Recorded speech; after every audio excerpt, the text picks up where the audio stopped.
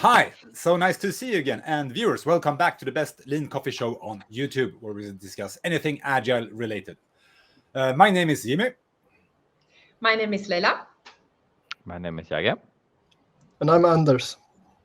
So nice to see you again after this summer break.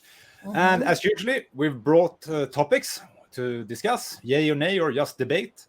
And we're also going to have one Patreon question later in this episode. And as usually, I'm going to wind up this egg clock or tomato for 4 minutes, and then we do a quick vote whether or not to add 90 seconds. And when the majority of thumbs are down, we're moving on to the next topic. Do you feel ready? Yeah. Yeah. All right. Let's go.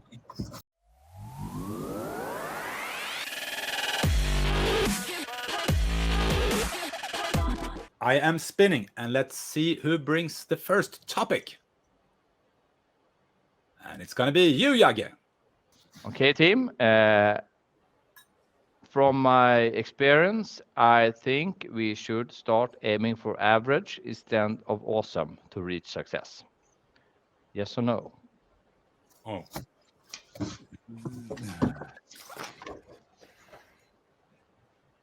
Yeah. Oh, interesting. We're all over the place. I'm starting. And Jagge, what do you think? Oh, sorry. Yeah, I think we should do that. Of course, it's situational based. But start to watch, then we start talking. Well, I did say yay, meaning I agree, but I'm not sure we should aim for average. I think we should aim for awesomeness, but not stress ourselves out, chasing some illusionary state of this awesome, perfect team. It's great direction, but come on, chill a little bit. Be humble. That's what I was going to say as well. Like the average can't be the target or what you aim for, because you're going to be below average in that case. I also think average feels boring. I think it's much better to aim for awesome, but find a sustainable pace to get there and find the things that motivate you if it's individual, and find the things that are useful for the company. So both of you, Anders and Jimmy, should have answered nay on this question. Yes. Yeah, I did, right? Yeah, Okay. you did. Maybe you did. Yeah. But I disagree. My average is way better than yours. I'm also a very humble person. Yeah. No, but what I wanted to say is actually that I think average and awesome are like probably dangerous scales to try to measure yourself towards. It's highly subjective, no matter how much science you use to try to measure it. We have talked about measurements before, and that is never an easy thing. But why I say yay to this question is because I believe in continuous improvement. And continuous improvement doesn't mean average or awesome. It means that I strive to reflect upon what I have done and do something a little bit better. But I also agree with Jagge that there lies a stress within this as well. Continuous improvement is also stressful. Yeah, you brought up the topic. So what are your thoughts? My idea is that sometimes the best teams or organizations I work with is teams that are like proud to be average, I would say, because they click much better in the terms of how they interact with each other. They are stable in their sense who they are, what they do in their work, what they want to be, everything from salary, title. They're not striving for things, but they do a great job. And I'm not saying we need people that we need different type of people, but early in my career, I got to learn that you need to have like these performance plans for everyone. You need to be better and better and things. And I stopped with that and say, hey, why do you need to be better in something you're already good at? Can we just keep it like that? Stop doing this goddamn performance plan just because you need to do it. If you're happy, you're good, you're delivering the job, and we're all happy. We don't need to be like Elon Musk or whatever. If he's awesome, I don't know if it is, but so that's where I am. Stop this drive being better all the time. That sounds awful to me. I think people when they find something that they're good at and they're passionate about, they want to grow and they want to expand their skills or their impact or what they're doing. Not to the point where they're stressed about it, but they want to, like, if you're just doing the same thing for 10 years, some people might be happy with that, but I think most people, if it's something they care about and they are passionate about, they want to do more of it or be better at it. Yeah, I agree, but 99% of the job is not a job that no one cares about. Yeah, that goes to those. Which means Sure, that that's you have a job you do, and All right, yeah. you can like pretend that this is important. You do a fintech thing, you're selling random stuff on an e-commerce, whatever. Who cares? It's not about drive, master, and purpose. You can have the value thing on the wall, but you need to realize, hey, we are just I don't know. My aim is more in lines of yes, we don't need to be stressed out over this all the time. We can take a chill pill once in a while. If I don't want to stress out about my setting brave personal goals this year, but I'm focusing on other things. That should be fine. But I'm not sure a person just wanting to do the exact same thing without improving should deserve a pay raise after a few years. So I think you should bring something to the table and that includes trying to continuously improve. Didn't we agree to never talk about comp and ben ever again? Yeah. You should not Well, I get think a pay it's the same raise for every teams. year. I think what you described sounded more like a stable and performing team. Like they were doing good, it sounded like. So I don't think that's average. I think you've seen pretty good teams in that case. But the thing is also that if you have a stable team, all the sums of that probably adds up to awesome, as you are describing, Anders. And also another thing is that I'm thinking about is these different theories. You have, Dan Pink's theory about mastery and how that is a motivational factor for us. But also on the other side, you have stability as a leadership trait, which is one of the most loved leadership traits. All right, Malik. Yeah. So it's also an interesting conflict. You love a leader that is stable, that you can count on, that doesn't, rage or acts out or acts in different ways every day. On the other hand, we are continuously striving. I think there is something in evolutionary biology where we always want to be a little bit better. I think it's connected to our will to survive. It's fulfilling. Sure, but the also science says like we are never happier. We are still as miserable now than like 200 years ago, but we have so much stuff. So we're obviously missing things. What I mean is that I think we can reach like awesomeness with actually not focusing that and just focusing on chilling. And then people just do good things, and then they're like, and of course I agree that we should people I'm kind of find their here. ways anyway. I'm kind of flipping here because if I go to work and no one expects anything from me, if we can flip it to the other end, I will. Okay, that might be nice for a week. I can do whatever. No one really cares if I'm improving or doing something important. But the week number 2 or 3 or month number 2, I'm going to be depressed because no one expects anything from us. We have all been at those places. We have all been at that workplace, and we quit those jobs. But I think also another thing is that one thing I usually talk with people about when we're talking about creating a sustainable work lifestyle is to understand where you should put a lot of energy in, improve, etc., and where you shouldn't. So there is something about your idea, Jagge, that 99% of our time is useless. We should choose where to put energy. Yeah, it rang for the 3rd time, so let's. This was interesting. I'm not done with this topic. Not done. Next session. Again. All right. Let's cheers, Jagge. Let's see who brings the next topic. The wheel is spinning. Let's see where it stops. And it stops at... Oh, Anders, you're up. Leila here tells me that change management isn't needed anymore, that we're just being agile. And I want to know what the others think about this. Yay or nay? Is change management needed in an agile environment?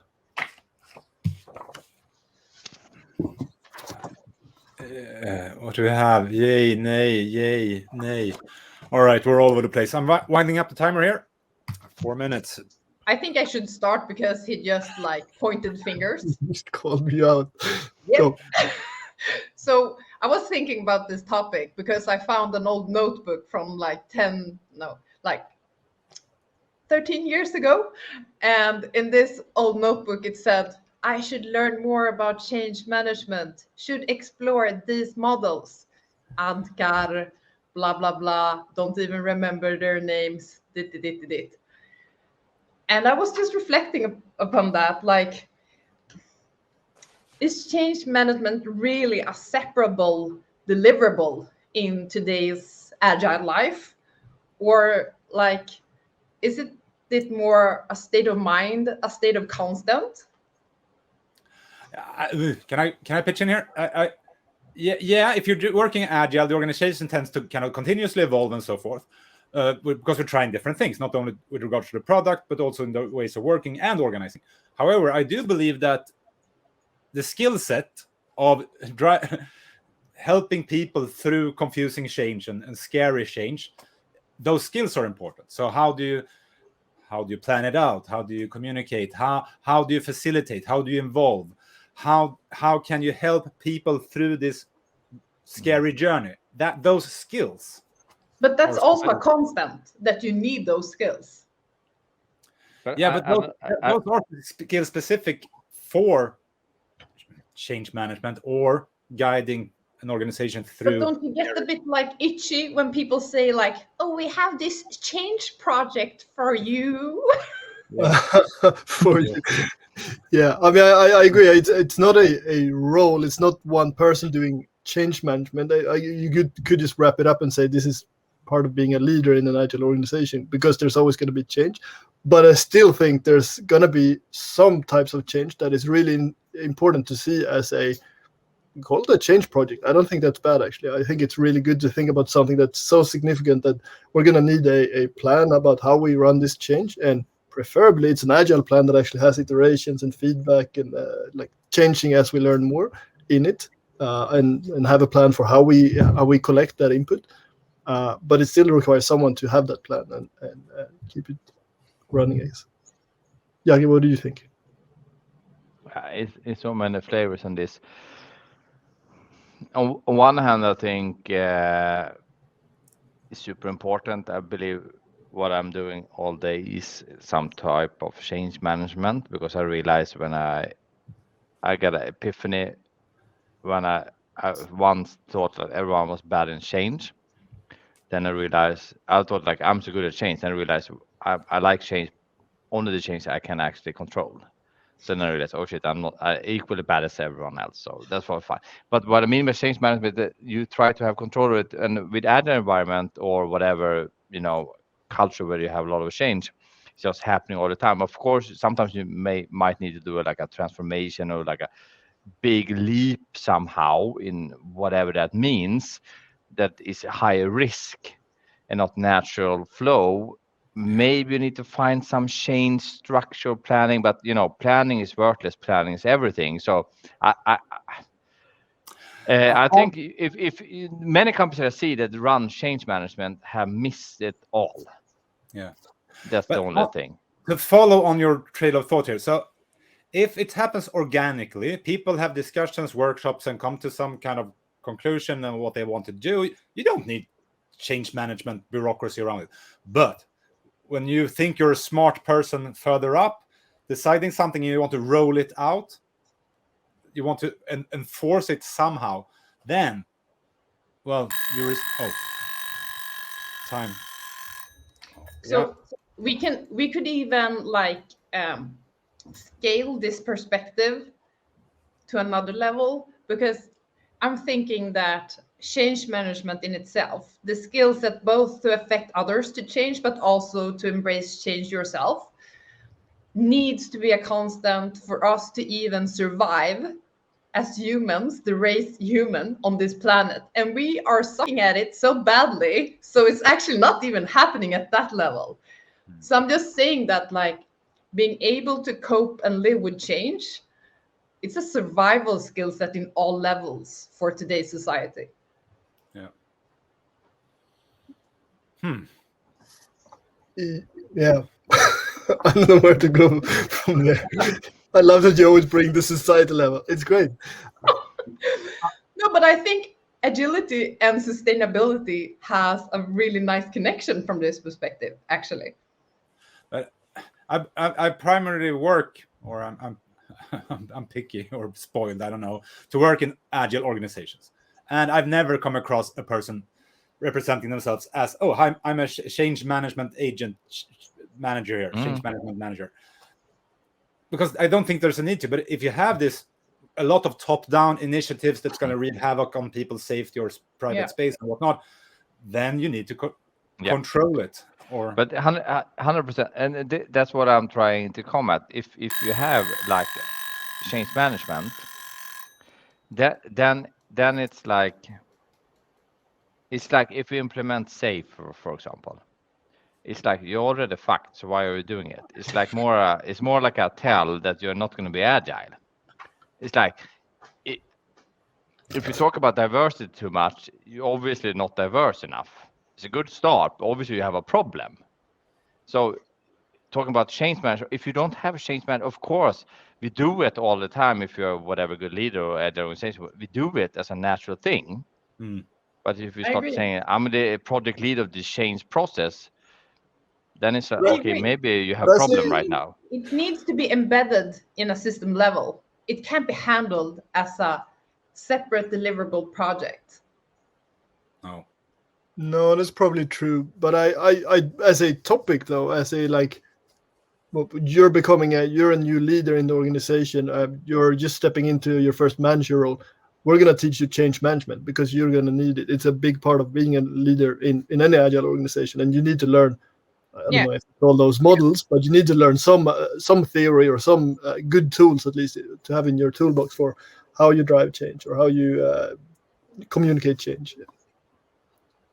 Yeah, 100%. Cool. I'm gonna take this brief silence as a sign that we're maybe done. Maybe. All right, cool. So we'll stop it here. The timer was almost up, and it was about to ring a third time. So, great topic.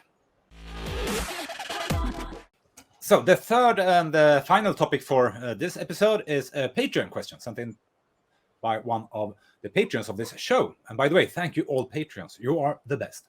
And the question brought to us is, how do I convince a potential client of the value of hiring me as an agile coach? So what do we think of the question, and do we have any advice? Winding up the timer here. Sell yourself as a change manager instead. No, but okay. If you need to convince someone, let's say we take away all this, buzzword stuff. Let's say they need this for survival of whatever value they have. And you actually are the right person for doing it. Let's pretend you are that. And if you need to convince someone to do that, we already have a problem there, because people need to understand we need to do this thing, whatever it is. So basically, you shouldn't be able. If you need to convince someone, it's probably more problem on you as an agile coach role than they understanding if they need it or not, or it might be they're not ready yet for it. Yeah, that's my angle. So if you need to convince them of, because it can be interpreted in many ways, this question, right? So if you need to convince them of the value of being agile and that you can help them get there, well, that sounds like an uphill battle, right? So look for other clients who get it, who actually wants this and are looking for help.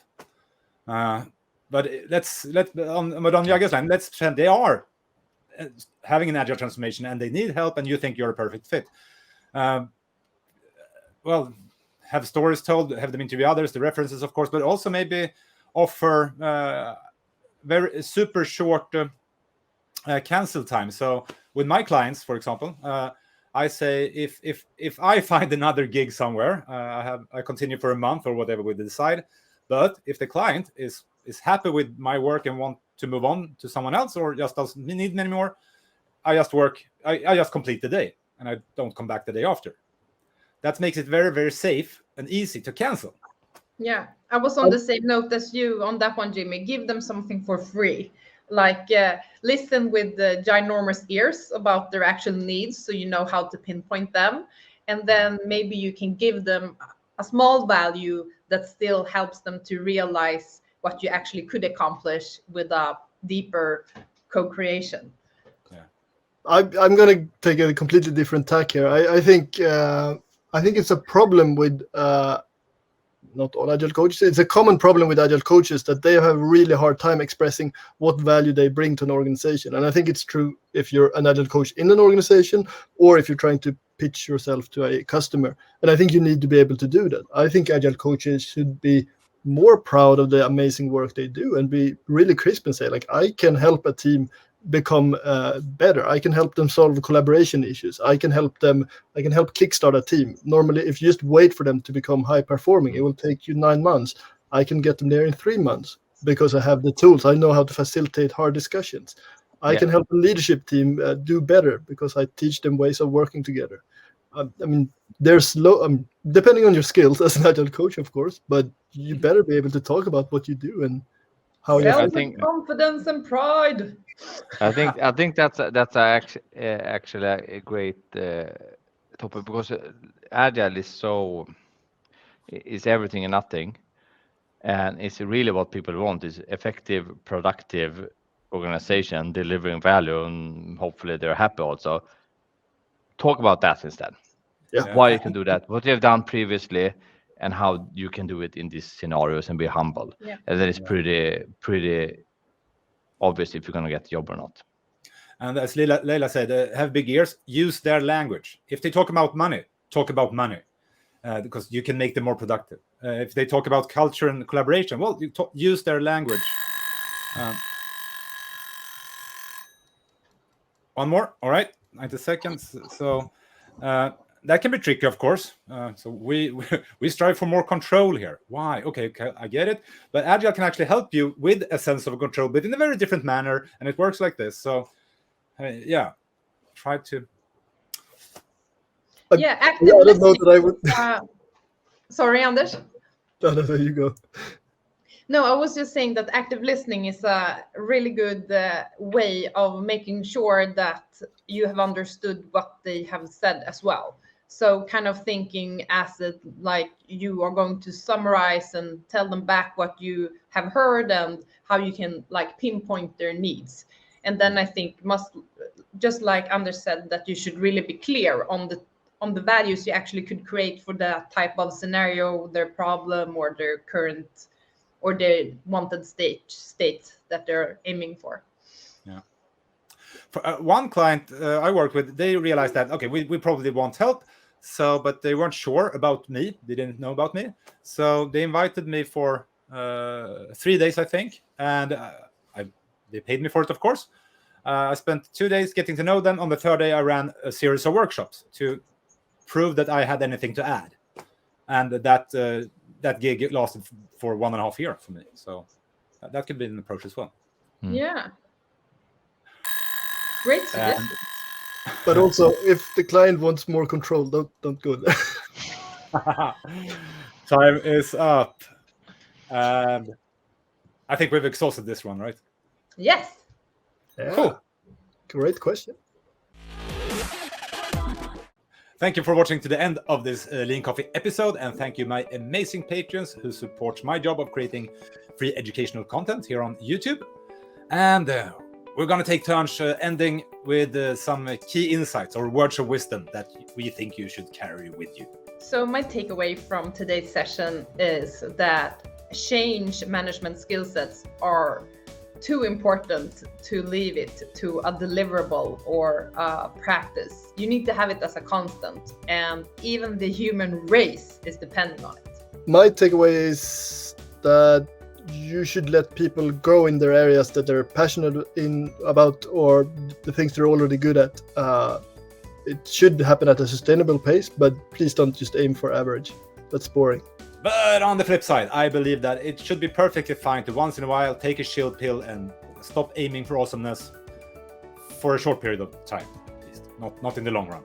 But yeah, chill pills are sometimes okay. Stop aiming for awesomeness is the most awesome thing you can do as a company, and create awesome average people instead. Stop bullshitting with being perfect. That's what I'm taking with you.